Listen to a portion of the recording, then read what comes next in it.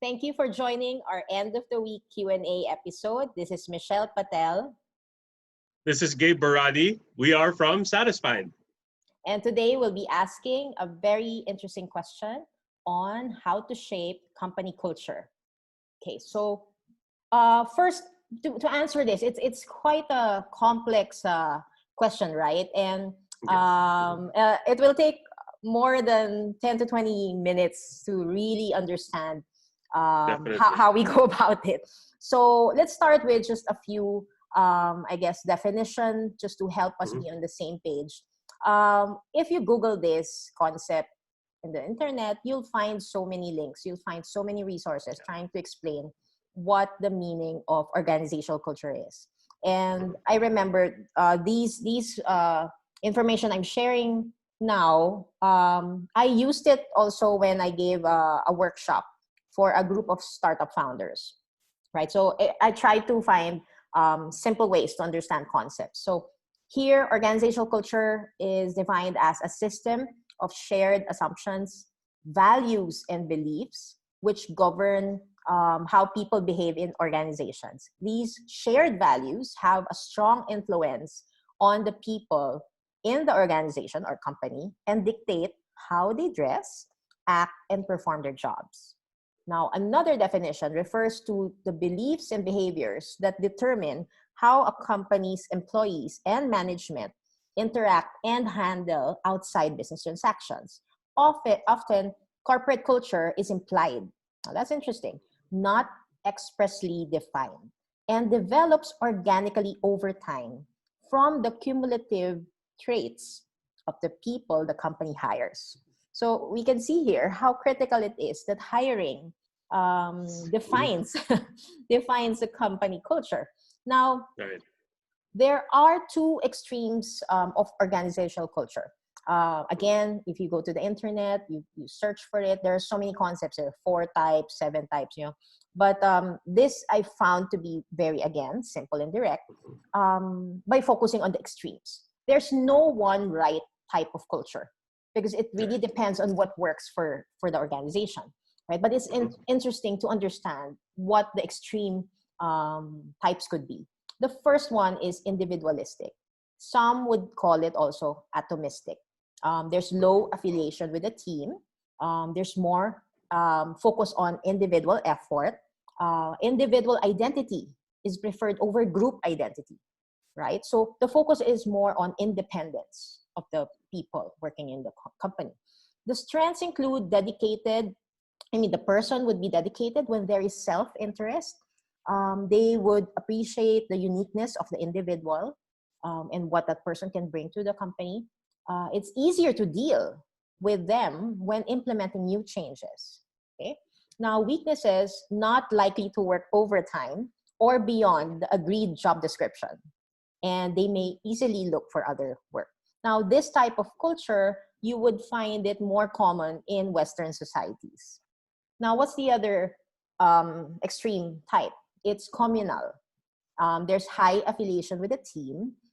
There's focus on team effort, group identity over individual identity. So if the individualistic culture focuses more on independence, communal culture would focus more on interdependence. What are the strengths? There's a tendency to go the extra mile. There's sharing ideas that's happening more. It's more participative and demonstrate commitment. Good words, right? Weaknesses would include difficult to discipline, especially if the relationship has become more familial, which may get in the way of professionalism. We can talk more about that later. And Yeah. it will be challenging when implementing new changes because of the tendency to have that group identity. Now, this is more common in Asian societies where individual uniqueness may be seen as non-conformity, right? So that's really interesting just to observe those two types. Now, understanding culture, what is it not? It's not just a written statement. Let's make that clear. It's not something you'd find on your website. What is it? It's an emotional sense of belonging, which includes how we fit in, how people stay committed, motivated, identified, and integrated. So these are really heavy but meaningful words. So, and how do we drive culture? There's no other way. It has to be driven from the top.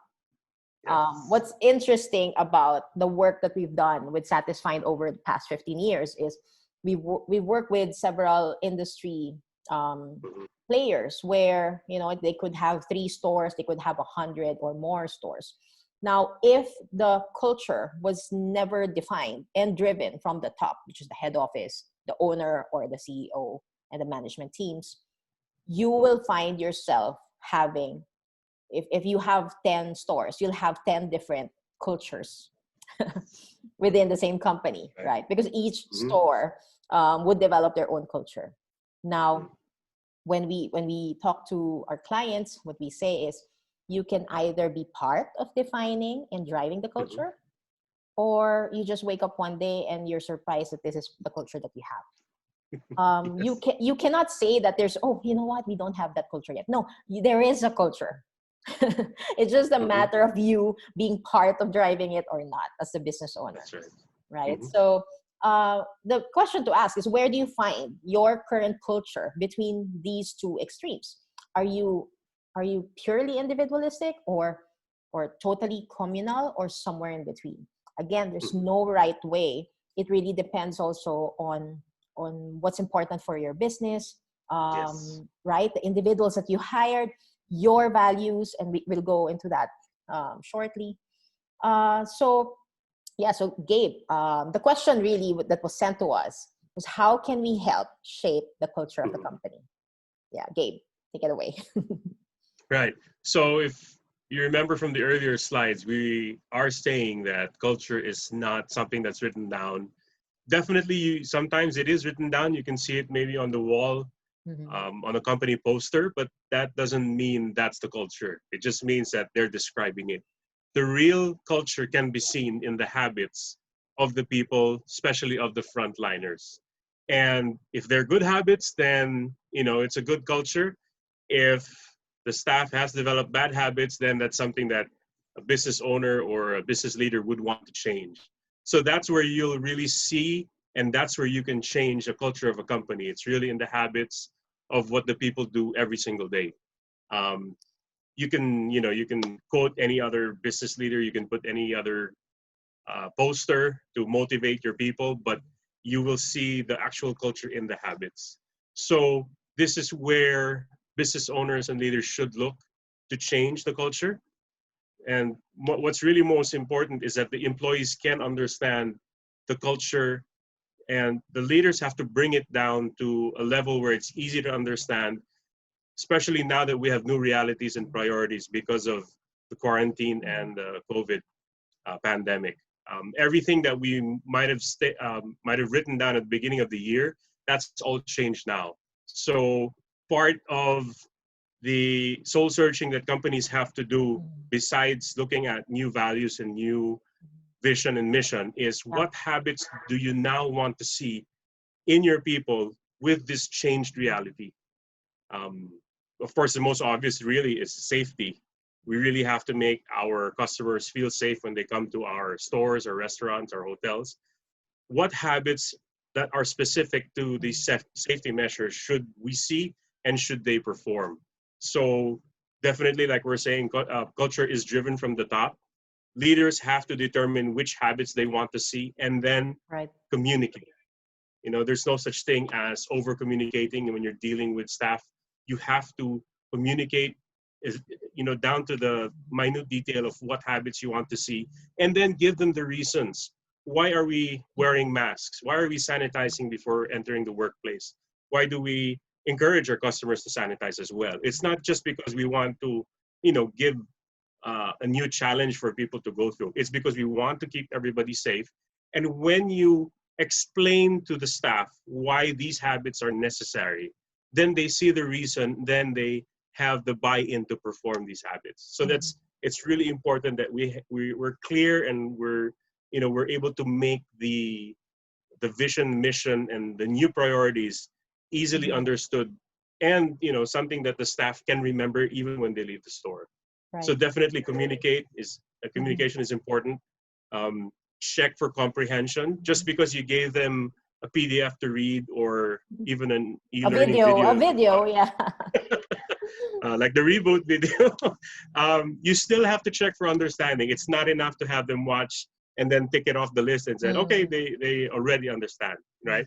Culture is changed with the daily habits, and you have to check daily as well. It doesn't have to be the leaders themselves checking every day, but definitely, the middle management also has to be involved in that.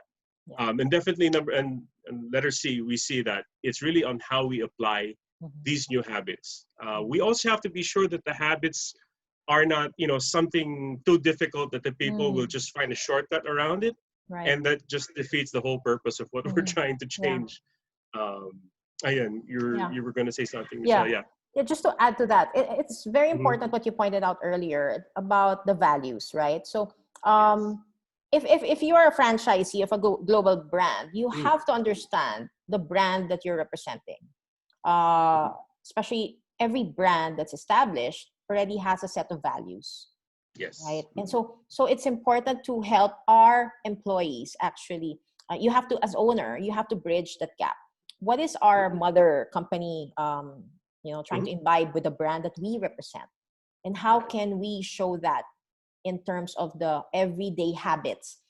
Habits may be a big word, but it's really everyday behavior, right? Yes. Towards our customers, towards each other, towards the people back in the head office. So these are the habits that form the culture, but they have to be based on the values. Like, for example, as simple as like our example about wearing a mask, that could actually be linked towards excellence, if excellence is part of the values of the company, right? So you have to, something very simple has to be explained, but always linked back to the values that we hold dear. Because these are like the set of, it's the set of belief system that keep us in check. That, if we are faced with such a difficult situation, especially maybe on customer complaints, customer recovery, right? You have to go back to the values. What does our value system tell us in approaching this problem? And I think as we wake up to this new world where everyone is new to it, we don't know how we're going to survive. Are we going to survive? What's the, how uncertain things are? You have to go back to your values. That's the only clear thing that can guide you in the way you operate things, in the way you reopen the store, in the way you deal with your employees. Are you going to let go of some staff? How do we go about it? Everything now goes back. It's, traced back to your values. Okay. Right. So number 2 in a practical application of how to change culture in a company, definitely you have to analyze the existing habits that are already there.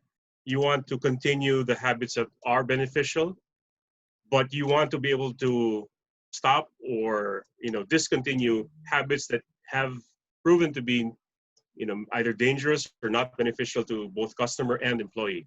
What we're looking for, of course, besides safety, is still giving the customer the best customer experience that we can give them, and that's still based on the habits of the staff that we have on the front line. Right. Why do we keep saying they should be habits? The more automatic and the more regular that the people are able to perform these behaviors and it becomes a habit, then they don't have to think about why they're doing it every day. Like they don't have to keep asking themselves, why do we have to wear a mask every day? Once it becomes a habit, why do we it's have automatic. to greet customers? Why do I have to say thank you? Yes. Right. It has to be a habit. Correct. And all the customer touch points then become habits that should also be performed by your front line. So it's the same thing. One tip that I have found helpful, especially if you look at our workforce globally, they're mostly now all millennials, and then you have Generation Z coming in. They're always asking why. And if you don't answer the why, and like Michelle said, if you don't link everything back to the mission and vision, then they don't feel that they have to perform. They don't have, they feel they don't have a buy-in. They might just look for shortcuts, right? And just to add to that point that you shared, Gabe, it's very important. Yeah. If you don't explain to them the why, and then they see their store manager or their store supervisor not following through, then for them it's like, what is this, right? It's not authentic. Right. It's not real. It's just extra work. I'm not going to follow it. Correct. Anyway, please go on. That's right. So, going back to that, we do have to analyze existing habits. And then because of all the challenges that we're now experiencing because of the pandemic, what new habits now are needed? Definitely, so our application for today would be wearing a mask, and that's pretty basic across the Yeah. globe. So first step is to communicate. Why is it important that we wear a mask, both for us and for the customers? We should explain why this keeps us all safe. And then we check, did our staff understand why we have to wear the mask? With any change, of course, you do expect resistance. And, in the old way of managing, it used to be just top down that the management will impose and not even ask the staff for Yeah. their own feedback. Going back to everything we've been discussing in Reboot, the growth mindset, giver mindset, we do still have to ask for feedback just in case the habit that we want to form might not actually be something that the staff can do or want to do, Right. or it's not really valuable, right? So it has to be two-way, going back to communication, and then we check if they do understand why they need to do it, and then to apply it, like example for wearing a mask. It's especially with staff, it's always best to try to look for the fun in doing these habits. It doesn't have to be something that, oh no, I'm going to the store, I have to wear a mask again. It's so it's so hard to do. So our suggestion is, beginning of the shift, before they open the doors to customers, take a groovy with everybody, of course, socially distanced, right? Wearing their mask, giving their best pose. This is something they can share on social media, or if the company prefers, just within the company. But it makes the performance of the habit fun. And when you do that, they will continue doing it every day. And sometimes, they won't even think about it anymore. It becomes automatic because it was linked to something that was fun. But if you dig Right. deeper, it's really something important like safety. That's true. And it's all about application, right? Like theory Yes. or plans. Hmm. It's all Hmm. about application. Okay. And then, so like Michelle mentioned earlier, culture has to be driven from the top.